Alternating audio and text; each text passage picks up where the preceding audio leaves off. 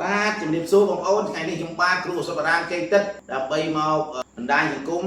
បម្រើសុខភាពបងប្អូនបើសិនជាបងប្អូនមានបញ្ហាក្រពះពោះវៀនហើយនឹងឬដងបាតបងប្អូនណាបងប្អូនជាបាលឱសថរបស់ខ្ញុំទៅបកែស័ក្តិសិទ្ធិណាបងប្អូនហើយជាដំបូងនេះខ្ញុំរៀបរាប់ពីក្រពះពោះវៀនមុនសិនបងប្អូនណាបើសិនជាបងប្អូនមានបញ្ហាចុកច្អល់ឈឺបោះដៃផុតចុកបោះដៃផុតសៀតឆ្អឹងជំនីខាងឆ្វេងឬក៏កោពោះឬក៏មកអ្នកជំងឺខ្លះទៅ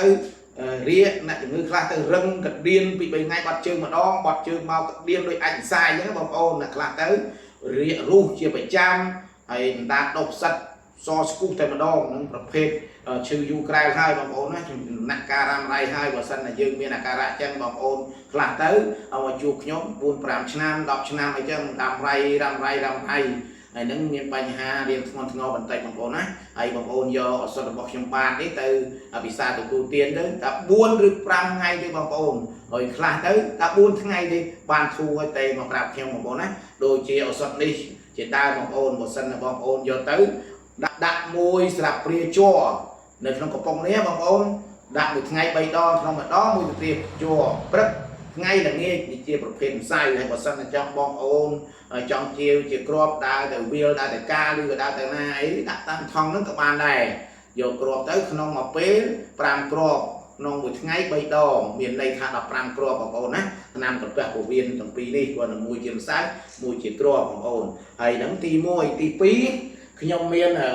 ថ្នាំក្រពះពោះវៀនធ្វើអំពីចំណាំងឈើហើយទាំងអស់ហ្នឹងតង់កំប៉ុងតង់ឈើហ្នឹងជាថ្នាំរុក្ខជាតិ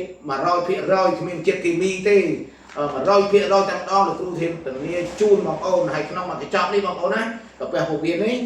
គឺដាក់4ឆ្នាំក្នុងមួយកញ្ចប់នេះហើយបងប្អូនពិសាទទួលទានរយៈពេល4 5ថ្ងៃទៅមួយទឹកទៅឆាប់ធូរស្បើយបន្តិចម្ដងហើយវិវត្តទៅដល់ជាហើយណាំខ្មែរយើងបងប្អូនតាជាហើយវាមិនលាប់មកវិញទេបងប្អូន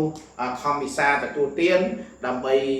ព្យាបាលខ្លួនឯងកុំឲ្យមានរោគគាវិជាធិហ្នឹងវាធ្ងន់ធ្ងរយើងពិបាកព្យាបាលវាយូរហើយនឹងវាខ្សោយសុខភាពផងបងប្អូនណាទី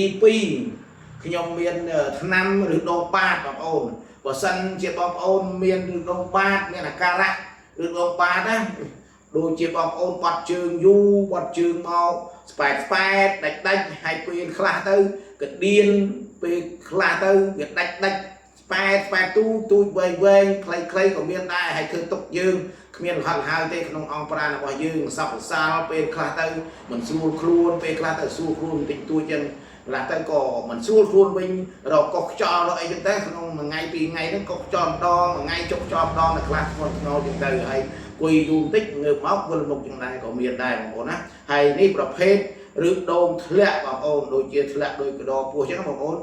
ម៉ែយើងហៅថាកដរពោះណាខ្លះតែចឹងណាបងប្អូនហើយបើធ្លាក់ចឹងបងប្អូនជូតសម្អាតលាងធ្វើឲ្យស្អាតធ្វើអនាម័យស្អាតទៅបងប្អូនយកទៅលាបក្នុងមួយថ្ងៃ2ដងព្រឹកម្ដងល្ងាចម្ដងហើយអាទូចនេះសម្រាប់តែលាបទេបងប្អូនចំណែកធំនេះសម្រាប់ហូបបងប្អូនដាក់មួយស្ពាខ្វេស្ពានៅក្នុងនឹងហើយដាក់មួយថ្ងៃ3ដងបងប្អូនពិសានេះផងបងប្អូនលាបផងនេះសម្រាប់ឬដងលីនឬដងធ្លាក់បងប្អូនបើសិនជាបងប្អូនចង់តាក់ទងរោគអាគាវិជាធិអីណាក្រៅពីហ្នឹងបងប្អូនតាក់ទងតាម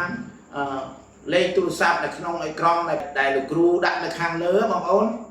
លោកគ្រូដាក់នៅខាងលើបងប្អូនតាក់ទងមកបងប្អូនចង់ពិគ្រោះយោបល់ជំងឺផ្សេងអីខលតាមលេខទូរស័ព្ទលោកគ្រូមកដើម្បីពិគ្រោះយោបល់បងប្អូនហើយលោកគ្រូឱសថបុរាណគ្មានម៉ាស៊ីនគ្មានអីទេបងប្អូនសូមបញ្ជាក់គ្រូឱសថបុរាណមានតែ3-4ចំណុចទេបងប្អូនមើលសួរស្ទាបហើយនឹងដាក់ថ្នាំតែប៉ុណ្ណោះបងប្អូនណានឹងគ្រូឱសថបុរាណកាលណាយើងមានតម្រេះដឹងពោះទៅអ្នកជំងឺឈឺអីក៏យើងដឹងដែរដឹងថាគាត់ឈឺទីគឺនោះដែរនិយាយមកអាការៈមកលោកគ្រូដឹងហើយបើសិនណាបងប្អូនបានពិគ្រោះយោបល់ហើយលោកគ្រូដាក់ថ្នាំទៅឆាប់ធូរស្បើយឆាប់ជាទៅពេលយើងយកទៅប្រើហើយនៅចុងបញ្ចប់នេះខ្ញុំបាទសូមអរគុណបងប្អូនយ៉ាងជ្រាលជ្រៅបំផុតហើយសូមឲ្យបងប្អូនរកស៊ីមានបានចែកជុំញរំញើនៅក្នុងក្រុមគ្រួសារ ម្យ៉ាងទៀតសូមឲ្យពរបុណ្យការគឺអាយុវណ្ណៈសុខៈពលៈ8គ្រីក្រេតឡើយគណៈពេលនេះខ្ញុំបានគ្រូសម្រានសូមគោរពសូមជម្រាបលា